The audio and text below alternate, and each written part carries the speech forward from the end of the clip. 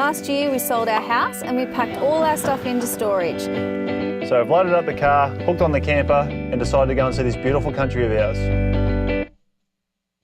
When we get back from our trip, we want to buy our own small farm, so we're hoping to be encouraged by the way others are growing their own food and loving it. We want to be encouraged by meeting new people and hearing their stories. And to top it all off, we're excited that we've got another little one on the way. So join us on our journey of being rookies on the road to becoming farmers. This week, we're back on the mainland. We've said goodbye to Tassie and we're ready to tackle our Victorian leg of the trip. Our first stop when we got back into Melbourne was in St Kilda, and we came across a little gem, a little community garden that they have there in St Kilda, right in the heart of the city. It's like rent a plot. Yeah, right.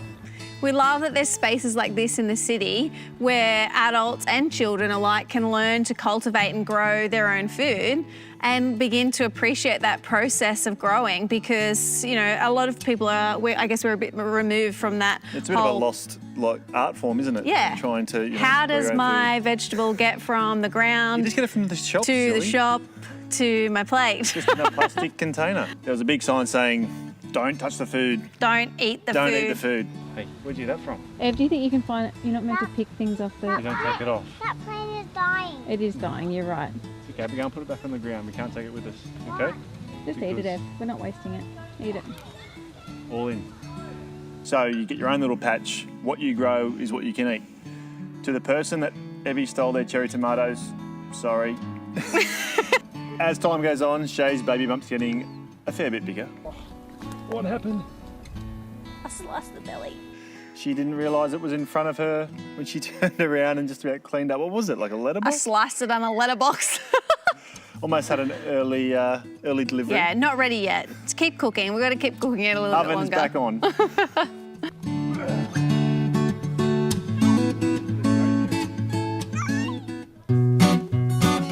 So we're heading to Carajong Lower, place in the Gippsland, the chook farm. The chook farm. Can you do a chook, Ev? What does a chook do? In the morning.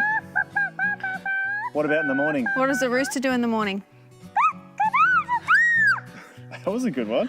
Good job, buddy. Meet the Green family. You've got Dan, Risa and their son. Now these guys are on a free-range chicken farm in the Gippsland. They're on about 50 acres there and they're doing an absolutely brilliant job with pumping out a lot of eggs. A lot of eggs. So we're going to try a hand at chicken farming or egg collecting. Is it still chicken farming? I think Or is it egg farming? it's egg farming. Egg farming. So we're going to try a hand at egg farming this week. Yes. So Dan, the egg man, we spent a lot of time with him. He's only been farming for 6 years? Yeah, I think it is. About 6 or 8 years, yeah. And so it was interesting to see how much he had learnt in such a short period of time, and encouraging for us. Yes. That just maybe, we might be able to pull this off. Risa, who is Dan's wife, she was actually a woofer, a volunteer on his farm about 6 years ago, and she never left.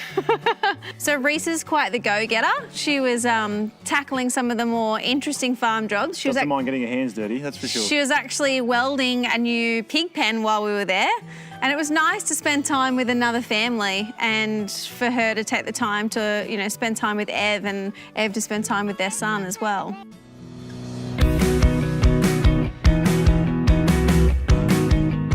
So we learnt a lot about chickens. We learned how to look after chickens, we learned how to collect eggs, we learned how to feed chickens. Don't break the eggs.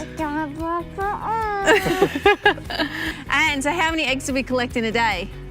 Can anyone guess? About 800 eggs a day. So many eggs.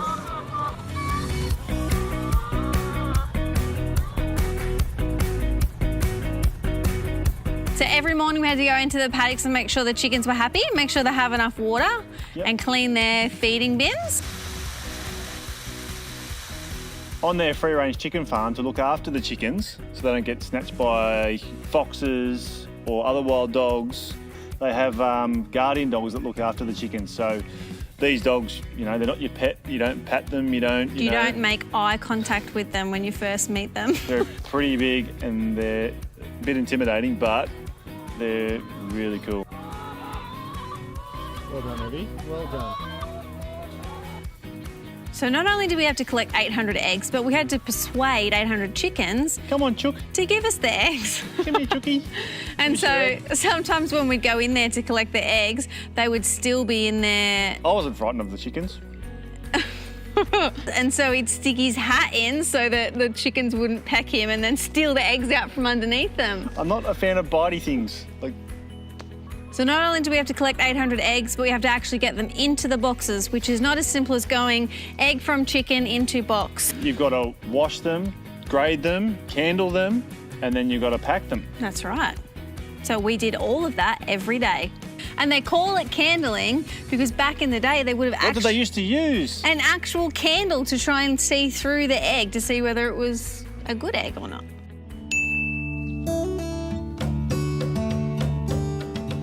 This week we actually got to try a hand at foraging, which is where you go into the forest and look for food, like wild food. And right near their farm they have a pine forest, so we actually got to go and hunt for pine mushrooms and show the kids that you don't have to actually grow everything. The wild grows food for you. It will provide. We are one with the wild. Obviously, make sure you have the right mushroom, and these guys have been doing it for a long time. So they knew sort of what to look for. Yeah, don't want to get a toadstool. You don't want to get the ones that look like fairies live in them. And then the next best part is that you get to eat them. So we actually had them for breakfast the next morning. Chopped them up and had them with their... So how's this for foraging? Yes. We got the eggs. We got the eggs. They had the lamb or sheep there for We had some mutton sausage with it. and mushrooms, just fried up in a bit of butter and, oh, delicious. That is called hunting and gathering. Yeah. If you got a queasy stomach, maybe you don't want to watch this bit Or maybe a little bit of you does. because you're interested. You're like, what are they talking about? It's a little bit, I think that this will be a little bit provocative. It's the way of life, and people have no dramas going to a shop or a supermarket and buying a heap of chicken that's mass-produced in a plastic container or a packaging or that kind of stuff. We just did it firsthand. Preach it, mate, preach it. So basically what we're talking about is we took a chicken from its little house, chopped its head off, pulled its feathers out, and ate it. But we really thought that this was a really important part of us learning how to farm, and plus for Evie to see where food does actually come from, you know, especially meat. We don't want her to feel removed from that process. Is there 2 dead ones in there? So I had to go up plucking the chickens, but it was that initial touch when like you touch something that is dead, but it was still warm. Like, I don't know, I just had like a, yeah, I got into it once I was into it, I was pulling all the feathers out. But before that, it was, I found it a little bit confronting. It's definitely a primitive process Yes. and understanding, and we're so far removed from that in this day and age, I believe. Yeah. So I think it was a really important process for us to go through. Dan and Risa and their son, those guys were great hosts. They showed us so much more than farming. They took us around and showed us their local area, looking through their national park, which was really close by. You see some amazing wildlife there with the birds and the ferns and everything down in the gully. What else did we get up to? We got to see a giant tree. That was massive. It was huge.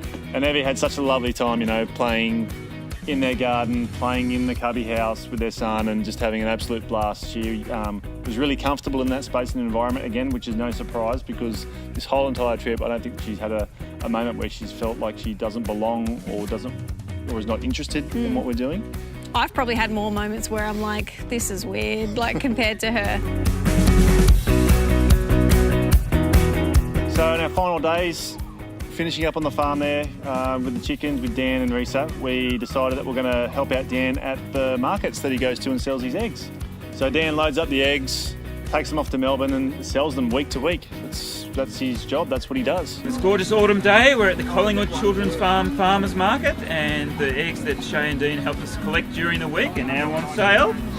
along with a few lemons and a few pine mushrooms. And we were really lucky to go and visit the Collingwood Children's Farm. What a place that is. It is amazing. So you can go and visit there anytime during the week, but we were lucky enough to go when they have their farmers markets on. And we got to meet some really cool, interesting people from around the Melbourne, I guess, farming region. Such a diverse range of people there and food.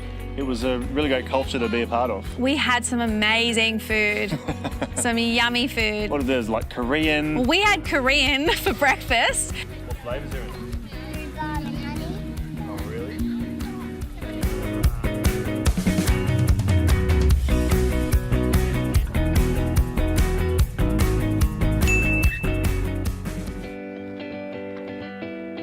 Well, the camper is chock-a-block full of fresh produce from the markets. We've had a really good time here with the guys here at the Free Range Chicken Farm. And next, we're off along the Great Ocean Road. And we're heading for the Riverland in South Australia, where we're actually going to learn about veggie farming. The Mighty Murray. We haven't learned anything about veggies yet, so here we go. So we'll see you next week. See you guys. Bye.